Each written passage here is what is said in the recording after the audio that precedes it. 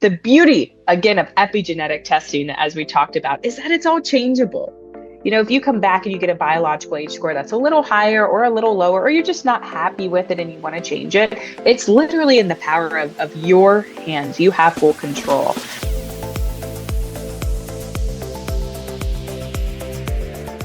Hey, Hannah, welcome to the show. Hey, Sherry, thanks for having me. I'm excited to chat today. I'm excited to chat. I love when I get to connect with somebody who's super, super smart like yourself, and we get to geek out on things. And I think we were just talking a moment ago that we're going to keep this conversation so in the now. And why this is important is because, again, we were just saying this.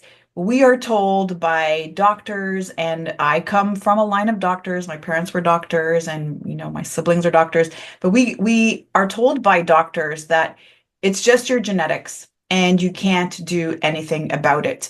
And we hear this, and we take this as almost that fate that we have absolutely no control over. And so, a big part of this conversation today, and even just talking about epigenetics, is number one, to gain clarity around what it is. And number two, to really step into more of a place of empowerment, to really understand that it's not our destiny and that we actually have control over certain life factors. And that at the end of the day, it's just a probability. And I serve many beautiful, gorgeous souls who have been given certain diagnoses. And when we understand how thoughts, how emotions, and how our lifestyle, even just how we are feeling in our space around us, and I always talk about the nervous system, which really means how safe we're feeling in the space around us, affects the outcome of our genetics and the output of our genetics. This is actually really exciting. I have to say, this is like the most exciting part about it. And so I'm going to hand over the mic to you, Hannah. And I think before we dive into all that yummy stuff, share a little bit about yourself. How did you get into this space? Oh, yeah. Well, first off, Sherry, that was like the most amazing introduction I think I've ever heard on a podcast. That was awesome. So thank you. But yeah, how did I get into this space? So I grew up, in a pretty traditional family and north of Dayton, Ohio. Came to Lexington, Kentucky for my undergrad in biology, but just remember loving science as a little girl. Like I just wanted to understand how the body worked, how the world worked, and animal models and humans. So growing up doing a lot of science experiments and really nerding out about that subject in general. So I always knew I was going in some type of medical field direction, let's say. And didn't really have anyone in my family that was doing it. You're lucky to be surrounded with some physicians in your family and work in this space. But my entire outlook on the healthcare field changed when I took a pretty unique position right once I graduated college at a compounding pharmacy. And that compounding pharmacy was super unique. It did a lot of peptide products in the cash pay medicine space. So that's the first time I was ever aware of this integrative, functional, anti-aging, holistic, natural type of medicine, right? Where you're treating healthy people. You're not doing that traditional sick care model. And we always needed more research and data behind how those peptide products work. So of course, with a little bit of luck in the correct timing, we stumbled upon aging being that number one risk factor for basically death in every single disease itself. And there are different ways to measure that. And we found that epigenetics, as you mentioned, will be our main topic we're talking about today, is the best way to measure it. And best is subjective, but there's a lot of data behind it in terms of accuracy, precision, reliability. How is it predictive of outcomes? And ended up selling, the owner sold the pharmacy that I worked at, and we just moved over to True Diagnostic full time and tried to ramp up this testing and create the best biological age testing through epigenetic measurement in the world. And I think we did that in October of 2023 when we had a couple breakthrough studies. Wow, I love this. And I want to first ask you, okay, two things coming up for me. I want to define what epigenetics is for those who are new to this conversation. But even before we go there, Hannah, there's more there. Like as you're talking, I see so much energy and so much passion coming off of you. And it's not just the nerdiness side, which I can relate to, but there's something deeper. Why is this important to you? Why is this space important for you?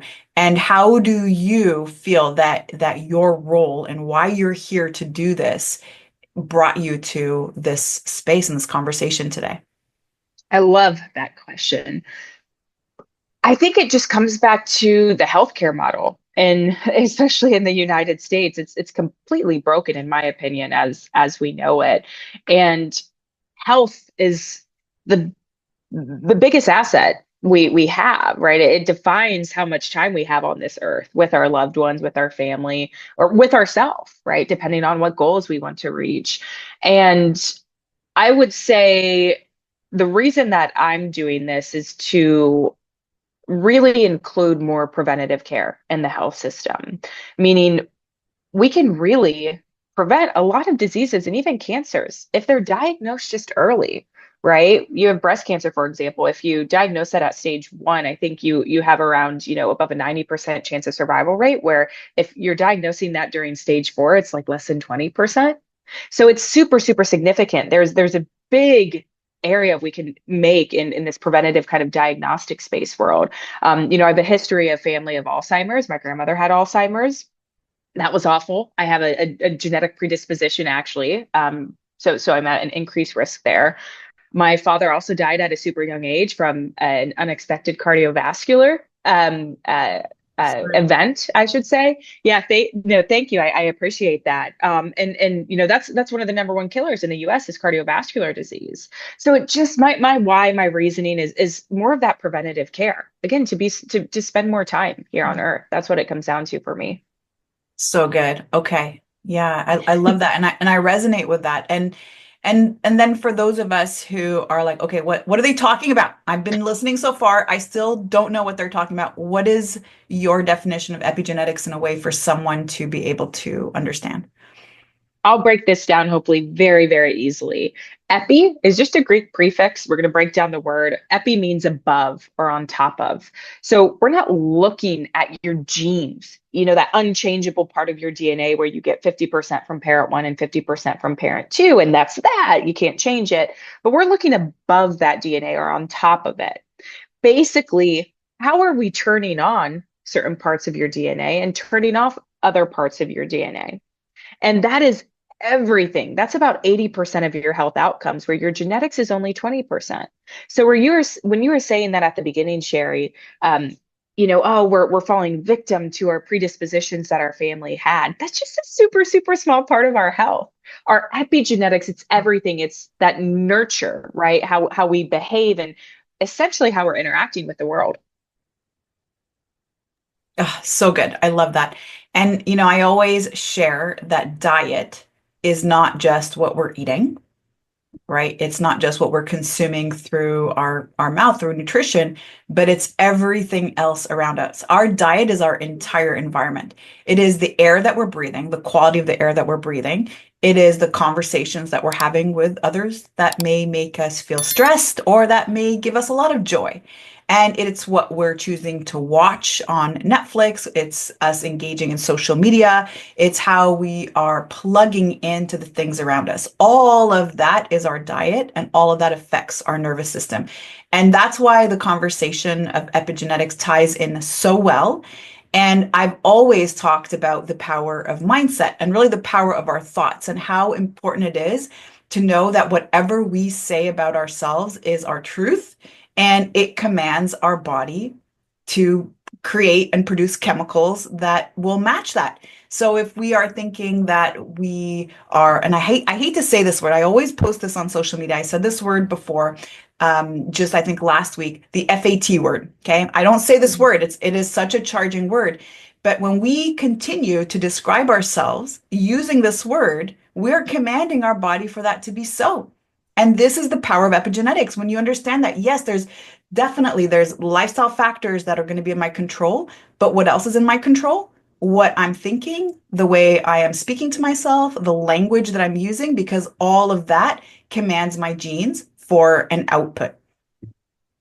Absolutely. Our mind is extremely powerful. Mhm. It's almost So yeah, it's so powerful. I mean, it believes almost everything, right? These stories we're creating and we're telling ourselves, they're stories, right? You have your facts and your stories. Facts are anything you can, record on audio on a phone or, a video, a picture, right? But everything else is just an interpretation of that fact. And that's really, really hard to change if you don't have that power over your mind, or if you haven't gone through some training to try and reshape and reframe the way that you're looking at life.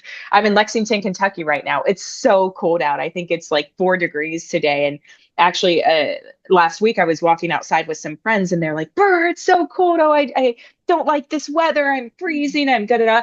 And we all agreed. I'm like, yes, we're freezing. One of my friends, her name's Hannah as well, actually paused and was like, wait, we need to reshift our mindset. Look how beautiful the snow looks over there. Look at the moonlight. It was a full moon. And we were like, you know what? This is actually really peaceful and blissful. And Hannah's, my friend mentioning who pointed that out is great. And, has done a lot of meditation and mindfulness work to get to that place, but just reframing it for that 1 second changed my entire outlook. And then I honestly, subjectively, just felt more positive overall. Right. Right. So that's exactly what you're talking about. I mean, it all warps into epigenetics and how we think, how we interact with ourselves and the stories that we tell ourselves, essentially. Yeah, so good. And it's true. We will bring it back to aging because I think you had mentioned this also offline, is that all diseases are going to originate from just that whole aging factor. So let's deep dive into that. And then I want to come back and link how our thoughts and how even just our stress, us being in that nervous system state, fight or flight, which I call protection mode, is what actually helps and contributes to that acceleration of aging. So let's talk a little bit about that. What do you specifically look for when you are doing your testing?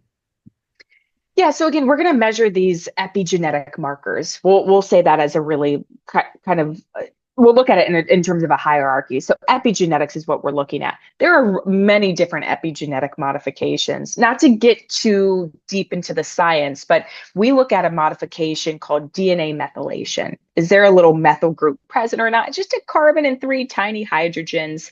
If that is present, your gene is turned off. If it's not present, your gene is turned on. And we want a healthy balance. The goal isn't everything off or everything on. We want our cancer genes to be methylated and shut off, but we want tumor suppressor genes that are going to suppress tumors, actually be unmethylated and turned on. So we're measuring about 1 million of those positions at our laboratory in Lexington, Kentucky. And then our amazing bioinformatic team who has created these algorithms using machine learning and artificial intelligence selects different groups and different locations for the interpretation of aging. So we have several different biological age outcomes. One of the really popularized ones we just published with Yale on is called symphony age. It's the aging of your 11 different organ systems. Nice. So yeah, we can even measure, you'll be interested in this one, Sherry, your brain age, your liver age, your lung age, your metabolic, your what else am I missing? Heart.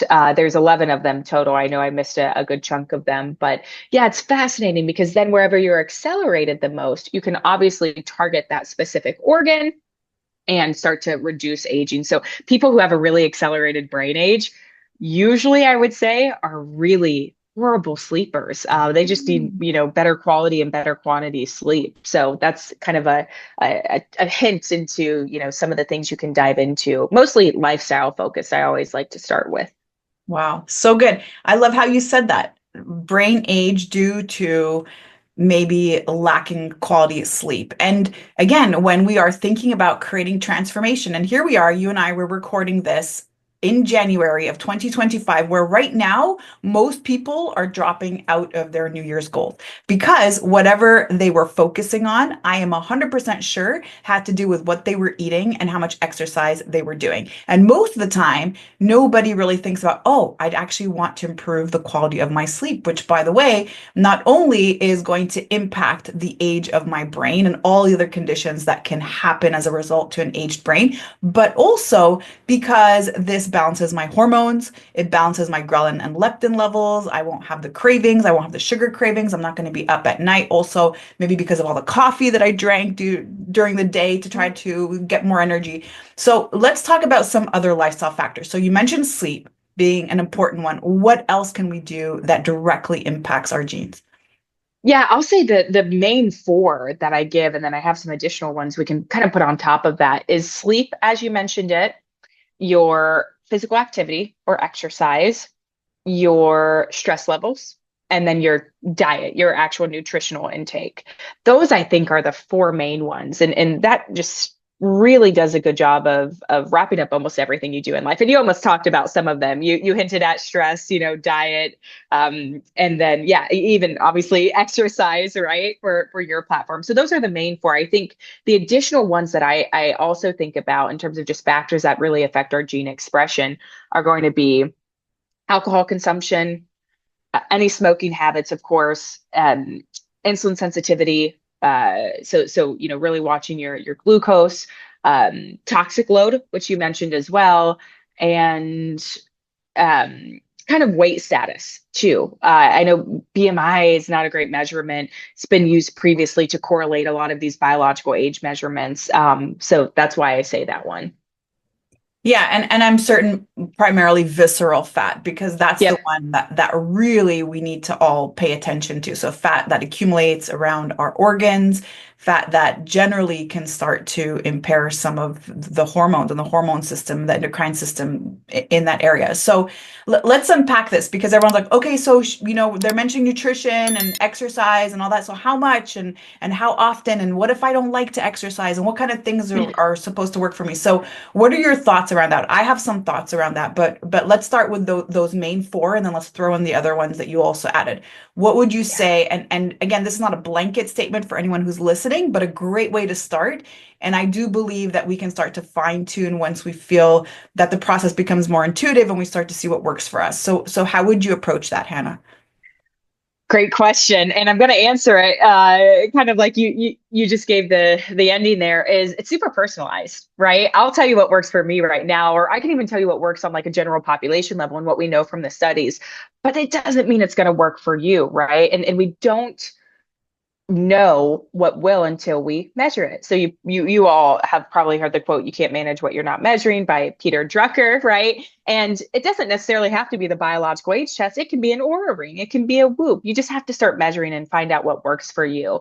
But I'll talk more general population level. So physical exercise, do something you love, right? Just make sure you're moving your body as a baseline if you're not already doing that. And that doesn't mean you're sprinting on the treadmill. That can mean you're doing some, stretching, some yoga.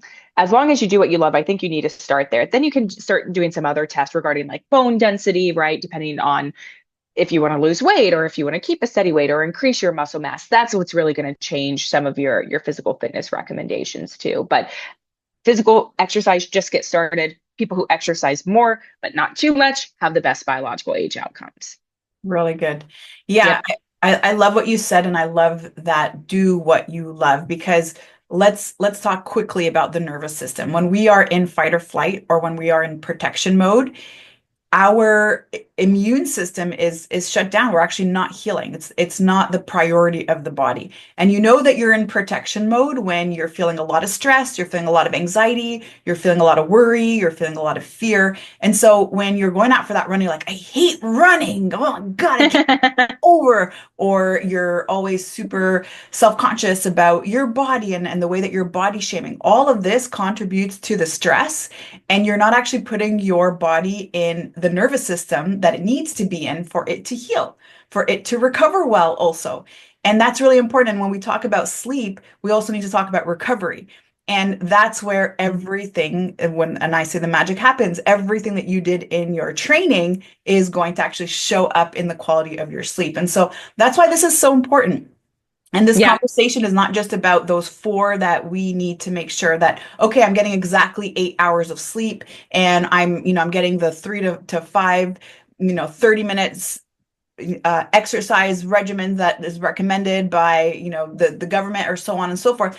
Hmm. But really understanding that if you're doing something that you are enjoying and that you're loving to do, then you're on the right track. And the same thing with nutrition. And I think Yeah. it's, for us also to create awareness and not rely on doctors and not maybe rely on nutritionists to really give us the information, but to create more awareness around how our body is responding to the things that we're eating. And again, that the nervous system needs to be in rest and digest or in safety mode if we really are going to see that healing effect coming from food. So, Hmm. what else would you want to add to that, Hannah? Yeah, I mean, everything. I agree with everything you just said. You're doing a great job in terms of guiding this conversation. I think something that empowers me personally is just more knowledge about my body. Yeah. I think that's power. So if Mediterranean diet, I would say from just a very big umbrella area is a good place to start regarding looking the best for biological aging. I actually just got done wearing a continuous glucose monitor, a CGM, to look at how I'm responding to certain foods because again, it's going to differ. It's going to be very personalized. So the more you can get into the nitty-gritty details of that data, the better. But I do think a lot of really everything does stem from that nervous system and that stress. So I think for me personally, the stress management is the most important part. Building True Diagnostic over the past 4.5 years, I've been working a lot, really run down. I'm just a naturally stressed out person as well. I don't do very, very good with New Year's resolutions. I try to lead, a rather healthy life. But last year, my resolution was just to meditate more. Never really meditated much. So I did that for like the first half of 2024. And I was like, you know what? I'm really liking this, but I want to make it almost more official. I got certified in transcendental meditation, actually. And yeah, have loved it. And it has been a huge game changer. And I have a really nice morning routine where, I'll wake up, go to the gym, come back, do transcendental meditation and journal. And that routine works really well for me. I don't do it every day. I try to do my best, most days, but I think having a good routine like that, where it just really just levels out your stress levels is huge. And that could look like anything. It could be reading, writing, waking up and calling a family member, going to therapy, right? Whatever it is. But I think that stress part is huge because in the US, especially, we are wired to, wake up, create a to-do list, get that to-do list done. If we don't get it done, we beat ourselves up. We go to bed, we're stressed out about it, and then we do it 5 days a week, maybe even six or seven, right? So that's the shift I want to see individuals start to make. Ah, I love everything that you just said. This is such a powerful conversation. I think it's time now to talk a little bit about True Diagnostics. I want to talk about what this entails, the type of information. I know you've sent me a kit and I'm super excited to do it. So what does it entail? So you send us a kit. We're going to send all of our DNA samples back, and then you're going to give us some information. And from there, what do we do moving forward? Yeah, so like you mentioned, Sherry, super easy kit. It's just a finger prick blood spot card. So you don't need to go get pricked or anything. It's like almost a quarter size, probably 10 drops of blood. You ship it back to us. You'll get results back in 2 to 3 weeks. Once you get your results back, you'll be able to read through that report and you get some actionable recommendations on where to move forward. Mostly lifestyle based, I would say, like the things we've been talking about today that are unique to you based on those results. And then the beauty, again, of epigenetic testing, as we talked about, is that it's all changeable. If you come back and you get a biological age score that's a little higher or a little lower, or you're just not happy with it and you want to change it, it's literally in the power of your hands. You have full control. And that's what's so amazing about this testing. So we do recommend that you implement some changes. You could start to test 3 months after if you really wanted to, if you were wanting to make changes very quickly. We do have a subscription service that offers that frequency of testing. But as a rule of thumb, I would say you at least want to do it every 6 months to get started too. And once you start to learn a little bit more about your body and how you're aging, do it at least once a year for maintenance or follow up. But that's really the key is the longitudinal testing and wanting to make a change to see a positive outcome. Yeah, so good. I love this and super simple. And what I also like about being able to track this is sometimes we think that what we're doing is working for us, or we may think, oh, I do manage my stress really, really great, or my sleep I think is really good. I am getting 10 hours of sleep a night. But these tests and these results are really going to show us what's going on. And I love that there's personalized recommendations and an ability to just take action right away as soon as we get that report back. Yeah, you're so right. And I think people use this, and you don't have to, stop doing anything or change anything about your lifestyle to take the test. If you want to see, how you're aging just without any supplementation or medication, then, you want to stop that and give yourself a washout period and then take the test. But I think the testing is also great for the people who take, 10 plus, 20 plus supplements too. Those may actually be interfering with one another or working against each other, right? So being super selective about your plan and what you're doing. And again, you can always do an N of one experiment on yourself and say, hey, I'm adding this or taking this away. What happened to my aging? Did it go up or down? And trying to reduce as many variables, of course, as you can and that you're in control in. But it's a really great gauge for success there. So I'm super excited about the testing. I think we've made really, really big waves in the aging space. And, the epigenetic space will continue just to thrive. We just released a new product a couple months ago called True Health.